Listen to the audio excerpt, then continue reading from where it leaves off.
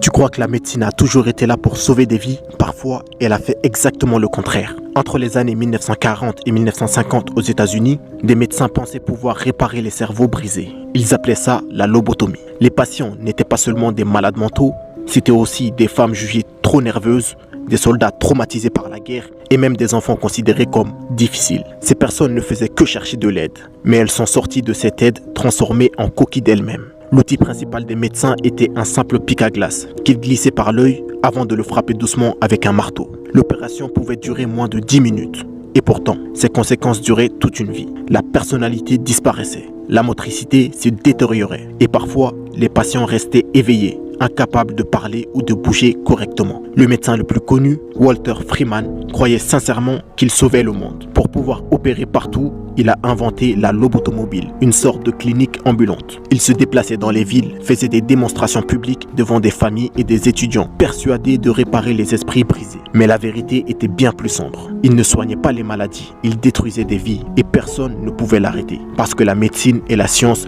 légitimaient ce qu'il faisait. Des dizaines de milliers de personnes ont été lobotomisées, des vies volées, des esprits effacés. Et derrière chaque chiffre, il y avait un visage, un nom, une famille traumatisée à jamais. C'est ça parfois l'horreur. Elle ne vit pas dans l'ombre, elle vit dans les salles d'hôpital. Elle ne hurle pas, elle se cache derrière la certitude d'avoir raison. Et elle laisse des victimes silencieuses derrière elle, dont personne ne parle jamais.